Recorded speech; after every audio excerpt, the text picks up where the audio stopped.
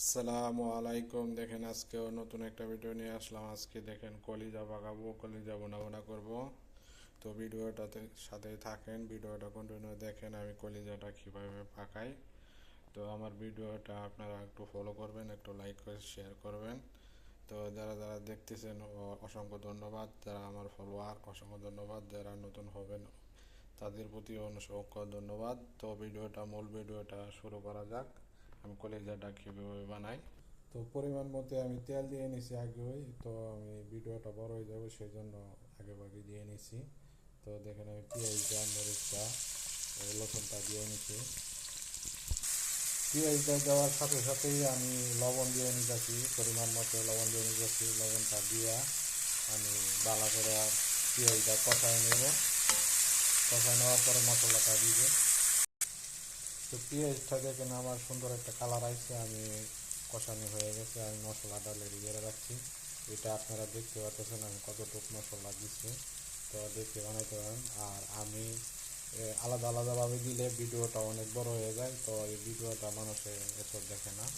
তো একটু ছোটো হওয়ার জন্যই আমি আগে রেডি করে রাখি। তো দেখেন আমি মশলাটা দেওয়ার পরে আমি চামিচ দিয়ে ভালো করে কষায় নিব। পরে আমি টমেটোটা দিয়ে নিব এটার সাথে।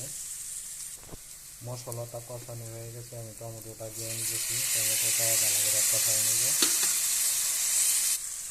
দেখেন আমি টমেটোটা ভালো করে কষায় নিতেছি। এটার সাথে আমি আলুটা দিয়ে নিতেছি। কলিজাটা একটু পরে দেব। তো আলুটা একটু সিদ্ধ করে নেব। আলুটা দেওয়ার পরে দেখেন আমি চামিচ দিয়ে ভালো করে লাগিয়ে নিতেছি।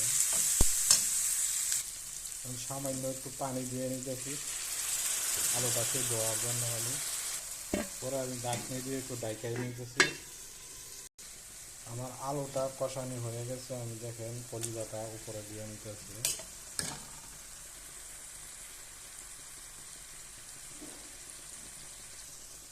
কলিজাটা দিয়ে আমি চামচ দিয়ে ভালো করে বাইরে নিতেছি। পরে ঢাকনি দিয়ে এটা ডাইকা দিব।